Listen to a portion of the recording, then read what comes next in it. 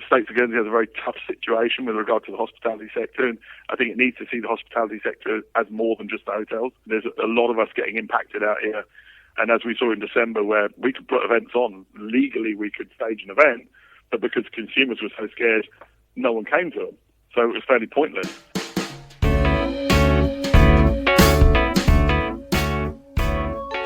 Welcome to the Bailiwick Express podcast. My name is Matthew Leach.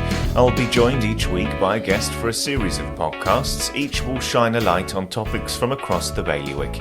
The format will change week to week. We'll have debates, reviews, hot seat interviews and special guests. So stick with us as we offer some insight on some of the most important issues we in the bailiwick face.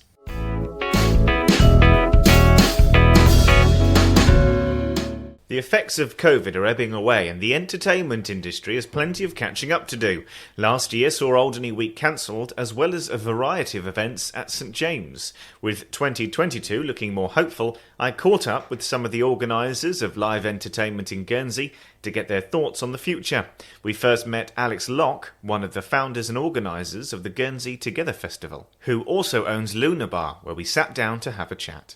It was our first one last year. It was our debut festival. We'd never put anything of that scale on before. Yeah, okay.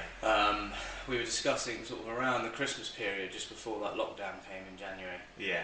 About how it'd be nice to go to a festival next year, but obviously we weren't going to get to go to sort of anything abroad. And the festivals that we've already got over here are great. You've got Bailiwick Fair, Chaos and stuff like that. But we're the music that we like. We're quite commercially based. Bailiwick Fair and Chaos have got their niche, so we said, well, why don't we put something on? And it was sort of it was more of a joke to begin with. Yeah. Okay. And then sort of after that, we thought about it. And you know what? We could probably do something like. Yeah. You know, we've put on events at Fusion before. If we just scale that into something bigger, then maybe we can see if we can make something work. So we went out to all, we tried to use the best possible people on the island that we can, sort of like, we use Regency events for all the event stuff, Centre Stage, Randall's for all the beer and stuff like that. So we just went to all the like the premium people of Guernsey that put on events and know what they're doing, and said, well, if we use the right guys, then we should have a winning formula, along with the bands as well. And yeah, it was great. And did you know as soon as last year's was over then, that you do it again? Yeah, well, when the tickets went, so the festival was in May, 29th of May last year. Tickets went on sale in March and they sold out in 3 hours, which we really didn't expect to happen. And then it was sort of straight after that, we sort of went, providing we nail this year and everyone enjoys it, which they did, then we can look into next year. So I think about 2 weeks after the festival finished and we packed everything away, we already sort of sat down and went, right, what are we going to do in 2022? And so, what is there going to be anything different this time around? What's the plan? So the site is slightly bigger. We've always said from the start that we want this festival to naturally grow, rather than sort of getting big investors and pumping loads of money into it and it growing sort of at a rate that we can't keep up with. So this year it has done its first phase of its natural growth. So it's we're looking at hopefully 6,000 people this year. Last year we had 4,000. We've added an extra stage in. The guys from BBC Introducing, we're working with them. We're giving a platform to a lot of bands and artists that actually produce their own music. So our main stage is sort of primarily for like cover bands and stuff like that, but we thought we needed to this year give a platform for people who produce all their own stuff to showcase their music. So yeah, there's that this year. And we're just looking at sort of slowly increasing sort of like bar sizes, a few tents are going to increase and put on a bit more entertainment for children and some more food vendors and stuff like that. But it's going to be the same concept, but just a bit bigger. And I mean, how do you have the time? Because you own Luna and as well as, I mean, it must be a mammoth task. Well, I guess obviously because Luna and Fusion are open sort of when nighttime bars, we don't open in the day. A lot of my day is taken up with stuff like that, and if we're not ever busy, sort of in the evenings, I can just work on the laptop and get all the boring stuff done, like the paperwork and all the behind-the-scenes things that nobody sees. We get all that sorted. But obviously, the first one we had, were we in lockdown for maybe 2 months? Yeah. We had literally all of those 2 months just sat in my lounge. My business partner moved in with me at the start of lockdown. Yeah, we had all that time to just sit down and plan it and work it all out. And so, when was it last year? Did you have it? When was the date that you had? 29th of May. Right. Okay. So this time round, then you must have been. Was there a question mark over it whether it was going to happen again? I know we've just come through a wave of Omicron. Well, was there a question mark there? I mean, we did look at it and we saw the cases going up and up and up, and we thought, I wonder if we're going to be in the same situation as we were last January, where we go into a lockdown and we're sat there thinking, are we going to come out of this before May? But I think with everything that's happened with the pandemic and stuff like that, we were quite confident that the Guernsey wouldn't be put into a lockdown after everything that the CCA had sort of released and stuff like that. So we just carried on planning as if it would 100% happen, and obviously we made the right choice, because here we are today, and touch wood, we're not in a lockdown and we're not 2 metres apart, so... Oh yeah, fingers crossed. I mean, it sounds like it's all going in the right direction, but of course Guernsey Together sounds like it kind of spawned out of this. Yeah, well, I suppose we took the name from that period of the pandemic and the lockdown, but it just worked because it was literally doing what it said in the tin. It was getting Guernsey back together again, sort of after being in lockdown, and getting all the bands and all the people of Guernsey into one place, and sort of having a bit of a celebration. And I guess we're, at the moment, it's relatively positive. I mean, there's a lot of hope in the air about, maybe this is kind of, we're seeing the back end of it in a way. I mean, how much does it mean to people to have live music to go and see properly? I think music is a massive part of people's lives, whether it be listening to it on Spotify or going to gigs. But I think we've noticed since coming out of lockdown that people they want to be entertained more, that the more events that are on, the more they seem to be supportive. Sort of prior to that, we've had events on here and we've attended other events, people always seem to sort of like struggle a little bit selling tickets, but then when we came out of that wave, you had Vale Airfair that it sold out twice in a row in 2020 and 2021. Chaos, I saw videos and stuff from Chaos, and that looked great as well. So I think people were just really eager to go and support the bands that are playing and the people that are putting them on, but they just like to be entertained, and they like to have the live element of seeing the music and hearing the band. And Festival in Sark was massively well attended. Of course, yeah. And that's always been really well supported. But the tickets for that, they went really quick. And we've also got Mernfest as well, which they're on the same day as us. And they were in the same situation where their tickets went in a matter of minutes. I know it's a slightly smaller scale, but people were just really hungry to go and do something. Absolutely. And so, what does the future look like beyond? So we go through your next festival. Is this going to be a mainstay? So I think we're hoping if people continue to support us, then yeah, definitely. Like I said before, we want to naturally grow it. So I think we've sort of said over the next 2 or 3 years, sort of starting from next year, so maybe 2025 up to then, it will stay very similar to what we're doing now concept-wise and to numbers, and still, the plan is always to use a majority of local bands. But we're just going to sort of see where it takes us. We haven't really got a solid plan in place to go, right, in 8 years' time, we're going to be at sort of the weekender phase, like they are in Jersey with all these UK acts. We're quite happy with where we're at the moment, and I think people enjoy what we're doing at the moment, so we don't see the need to change it. And it's a pretty good mix of local music and you've got a few UK acts as well. Yes, so we've got 36 bands and DJs and artists in total. So just 3 of those this year are from the UK. 3 quite high-profile tribute acts. So we've got a tribute to Madness, Oasis, and Stereophonics. Brilliant. But yeah, the rest is all local. The Guernsey Together Festival was born from the pandemic and the hunger people had for live music and community. Fortunately for the organisers, the festival went ahead last year. However, Alderney Week was one of many events that had to be cancelled. We spoke to this year's organiser Wayne Chandler to find out what this year has in store. So tell me about the story so far. I mean, it must have been a tough year last year not to be able to hold these events. Yeah, very tough. I mean, so for both Alderney Week as well as Rock, obviously we spent out lots of money and never sort of got anything back. And so we had a bit of a rough one. We sort of spent more, and didn't get anything back, unfortunately, as with most people, because we didn't know it was cancelled till sort of the last minute almost, you know. And so did that, I mean, were you, when it was cancelled, it must have thrown a shadow on the year after as well? I mean, you must be, were you sure that you were going to be able to put on Alderney Week and Rock the Rock in 2022? We were hoping so, and as sort of things slowly started to ease, we sort of started gearing up and thinking, I reckon it's going to happen this year. So you have to just go ahead and start planning, because if it doesn't happen, or if it does happen, you haven't planned, it's too late, isn't it? So you have to just assume it's going to happen and crack on. I mean, how much work goes into it? Oh, loads, absolutely tons. And we've been having meetings and since the start of January, and we've been on it already, getting people organised with helping and trying to get prizes together and organising funds and all sorts, and trying to get the programme together because things need to go out early. So yeah, it's quite busy already. It's good though. And so we've spoken to a number of other people who said that coming into this year, there's been a real hunger for people who want to go see live music. I mean, have you felt the same way? Definitely, yeah. We've got lots of people behind us, so everyone wants to see everything go ahead this year for sure. Because obviously, with Alderney, that week is Alderney's sort of tourism week, if you like.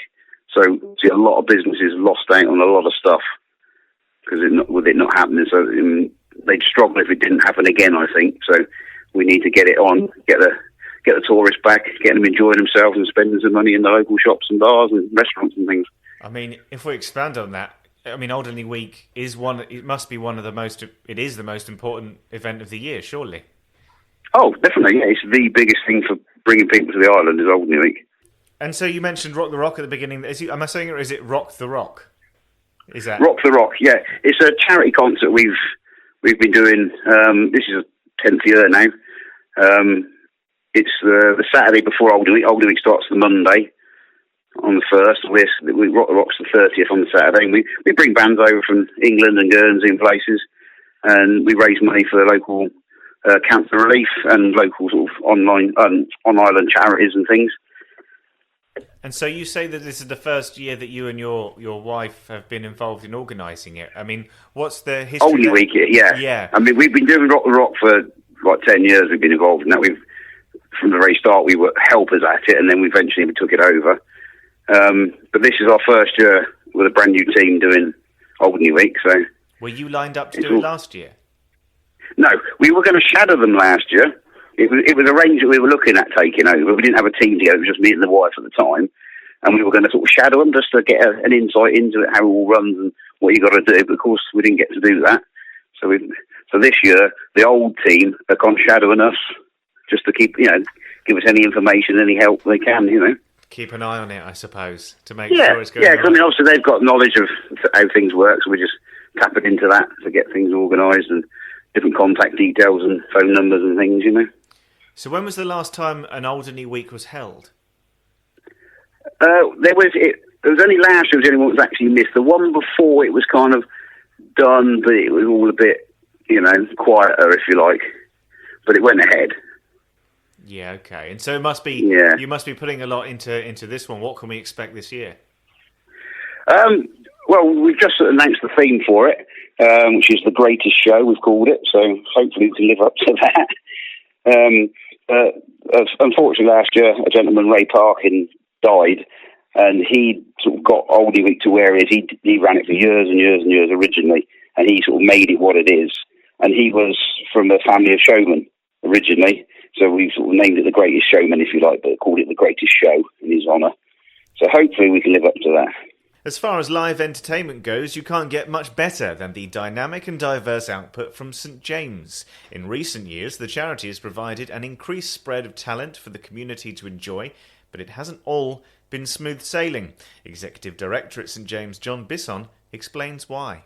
We found ourselves in the worst of all positions last year because with at least for 2020, we knew what was going on and there was good steerage. We understood, so we could shut down and run quiet and save money. We're a charity. We have very few permanent staff. We rely upon volunteers a lot. And so we also have got to watch our exposure. So when we book acts from the UK or things like that, the risk factor for us is very high. So with 2020, we knew where we were. It was a locals thing, and we went that way, and we were fantastically well supported by the local community. It really was a good year for us. 2021, with a sort of partial opening, what we had was huge consumer confidence issues. So, and we also had confidence issues from across the water. So some of the acts that we were booking to come over when the borders started opening up were having difficulty with coming over, some of the systems that were in place when they needed to come over, and we had a lot of cancellations from acts who just didn't, either be bothered or they couldn't make it work, and so we ended up having a really, really tough 2021. As we entered 2022, it was still quite scary with that spike over Christmas, but we saw consumer confidence increase quite dramatically in early January, and we held our nerve and have managed to have three really big events with off-island acts coming over. And I think there's still nervousness out there. It's difficult to tell because of dry January. January is always a bit of a tough month. But we've got some strong bookings, and I'm sort of holding steady as we go. It seems your sentiment seems to be shared by quite a few people we've spoken to who say there seems to be hope out there and people are quite hungry to go out and see live events. Yeah, and I mean, we spread a lot of demographics, from the things like the gigs we hold, which are for 14-year-olds upwards. We're lucky to have an all-ages licence, to the club nights, which are strictly 25 and over, where we attract majority of 35 and over and through to the mid-50s and 60s even. So we have a demographic which was vaccinated, boosted, took it seriously, and I think that we proved that late last year when there were still cases around, and we were holding events with 500 people in the venue, and we weren't having any spike in cases. We weren't having any track or trace afterwards, and so we just had a situation where we were happy with that. But I think the big spike over Christmas made people very nervous, and as we saw, it was a very quiet Christmas, and not a lot went down. So I think in that respect, I don't know, we were very happy at the beginning of January when sales picked up again. And so last year, did you have to cancel a number of events? Is that right? A lot of events. I mean, a lot of events middle of the year cancelled when we had that spike in the middle of the year.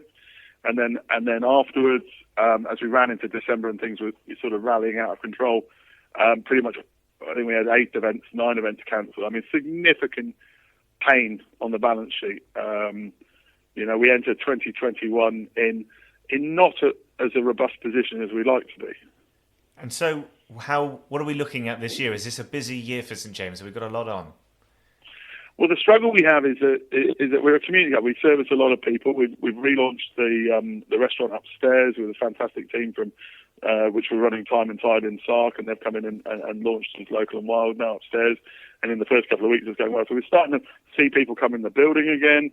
But the problem we've got is we've only got 3.5 full-time staff to run the event. So we've sort of got X number of hours a week that we can operate, but we've also got to have earnings north of £20,000 a month, to break even and to keep the doors open. So it's a sort of chicken and egg. If we had more staff, we could run more events, but would we get people to come to them anyway? We have less staff, and so we have to try and run lean and mean and deliver what we can do with the people we've got. What we do have, though, is we have a lot of really keen, a lot of the events we run, the Sports Bike Show, Donkey Con, a lot of live music shows, obviously a lot of the classical music. These are all volunteers and clubs and organisations who put the time in for free, and we're not necessarily paying them to do that. And that means that some events are viable, and that's, we feel, our role in the society, in the community, is to run events like Donkey Kong, which aren't commercially viable, or the Sports Bike Show, which aren't commercially viable, but are important to the community, where we could see 1,000 people come through the door on a day. I mean, it's such an important thing to have live events, community events like this. It must be quite a great feeling to be able to put them on for people. It is. It's really rewarding, and I think that and seeing people do what they love, it's always great when people come with passion and you learn, constantly. I mean, I didn't know so much about I thought I knew something about video gaming until I met the guys who run the Donkey Kong. We're on our 5th one of those now. The Sports Bike Show, I've got a bike, I'm a bit of a petrol head, so I knew that people liked it, but when we saw some of the collections come out and people taking days bringing bikes here and polishing them up and getting them ready, this is great. We're the largest venue outside of Sports Hall. It's either Beausejour or us. And we sit here as a non-commercial organisation, and I think it's important that we take this on. I'm looking forward to hosting all sorts of events this year that we've got coming up with people coming from the UK and further afield, because we've got enough room to host them. So it sounds like you're tentatively hopeful for 2022 and beyond. Do you feel like you've seen the back of potentially the tougher times? I'm not going to say that. No, I don't know, mate. I think that it's such a divisive subject, and we all thought Brexit was divisive, and then COVID came along to really show us. I think we've got to move forward with hope, and to think that we can make this work. I think that the States of Guernsey has a very tough situation with regard to the hospitality sector, and I think it needs to see the hospitality sector as more than just the hotels. There's a lot of us getting impacted out here, and as we saw in December, where we could put events on legally, we could stage an event, but because consumers were so scared, no one came to them, so it was fairly pointless. That people like that, we have a tough time, and if we want to keep. I think the biggest problem, actually, to cut to the chase, the biggest problem is, given the size of the population, and given the number in education and the number of more elderly people, any business over here is effectively marketing to 30,000 people. And that's a very small town in England. So for a venue, we often joke that we have to attract 1% of the public to an event to get a full house. Yeah, that's a fair statement. And if we want to run commercially successful events to allow St James to survive, we've got to expect them to organise taxis, babysitters, and get themselves sorted out once or twice a month, 12 months a year. Yeah. And that's crazy. That's just not possible to do that. So I think not just St James, but there are other entities within the island which we have the luxury of having, even though we're quite a small population. But I think that people need to look at. It's not about telling the public go and support this. Guernsey has a million charities, and everyone supports everything fantastically well. But it's about, to some degree, the state recognising that maybe if you want to have that sports hall, or maybe if you want to have that organisation, or maybe if you want to have that place where the symphony orchestras can go and play, that maybe you need to look at it as part of the mix in a more sort of holistic way for the island. Do you feel that you're not seeing that way at the moment? We do get support, about 10% of our turnover comes as a grant from the state, and I'm not criticising them from a perspective of, I know they have big tough decisions to make with education. There's some big spends coming up, and as a taxpayer, I want the money looked after really well, and to spend it very, very carefully. But I think when they look at the bigger picture stuff, when some of these larger studies and reviews are done, that not just taking the charities for granted, but actually looking at what they do and what they add to the wouldn't be a bad thing, because what you can get for very little money is a big win. Absolutely. And events and organisations like yourself, it kind of spreads out, I suppose. If people are coming to watch a show, they're also spending money in town. Maybe they're eating dinner first as well. It kind of pushes out that absolutely. Like we're seeing in Mill Street with the new, it's fantastic, the visual arts thing that's going on in Mill Street. I think that's brilliant. And it's going to help drive Mill Street. And, there again, there is a group of individuals who put their money, in and made that happen. And St James was the same situation, that contributed to the restoration and the development of St James, and have recently, invested heavily in the building. It is their building. It is a state-owned building that we peppercorn rent off them. And it's an asset for the island, just as its physical structure, beyond what we do within it. But I do think that I think we spend money on lots of different things, and I think that if your cost per head analysis works, and we've gone from 9,000 per year to over 40,000 per year footfall through the building, through the diversification of what we offer. And when you see 500 people in a comedy night laughing their heads off, having a great time, and that was something that wasn't happening 3 years ago, then you've sort of got to say, well, there's demand, and you should be satisfying that demand. Absolutely. And it does enhances all of us. We had the most amazing gig on Friday and Saturday evening here, with some UK acts coming over, and people getting an opportunity to be inspired and entertained and walk away. And the bands love coming to Guernsey. The other thing is that the comedians and the bands, all the people we bring over here, love the vibe. We get these comments that we don't have big barriers between the bands and the audience, and the comedians are within 6 foot, whereas everywhere else in the UK they're in these large stadiums or large venues. And they really like that they're not mobbed, and they really like they can chat to people and the quaintness of what they do over here.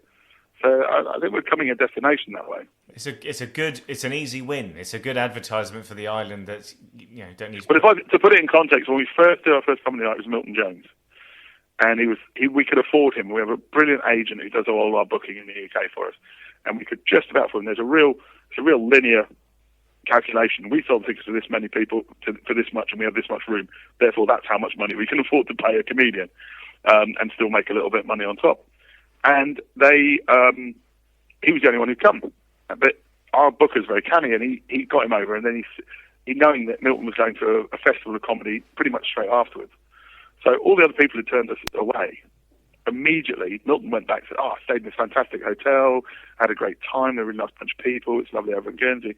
And suddenly we had this big chain of comedians coming at us at the reduced fee, almost half of what their published fee is. And then we were able to put on just a fantastic roster of comedians for 2019. And now we're getting it, Dom Jolly approached us, or Magility approached us to come and perform here. So that's amazing. That's incredible. And that's a snowball effect, I suppose, that you want to maintain. Yeah, and so we've done that with that. And then, and the importance of bringing these bands over here. We had a very heavy rock band called Pigs came over, and they had a really good time. That would have been amazing. I unfortunately couldn't see them. I missed that. Oh, right. It was absolutely astonishing. And they went back, and then suddenly we had phone calls from really brilliant record labels like Bella Union in the UK discussing the venue, and we'd had all this support from Harman JBL to put this beautiful world-class rig in here. So it became a destination venue for them to come and perform, and Penelope Isles are huge at the moment, A playlist on Six Music for the last year. They came out here for a few £100. That's incredible. If you can maintain that. That's it. We just need to keep the ball rolling and see it. I mean, I think we see this as an asset that people love coming to Guernsey, and albeit tourism's a small percentage of GDP for us as a revenue stream for the island as a whole.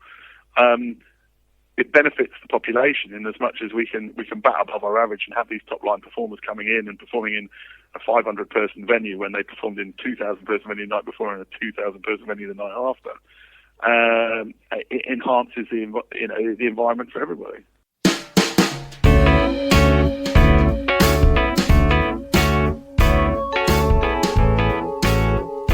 Thank you for listening to the Bailiwick Express podcast. The title track was Shift My Weight by Luno. If you enjoyed it, I know it's a pain, but please like and share. It all helps, and remember, you can hit bailiwickexpress.com to stay right up to date with whatever is happening in the Bailiwick. You can find us online, on social, on email, and on internet radio. There'll be more from me, Matthew Leach, and all the Bailiwick Express team next Friday.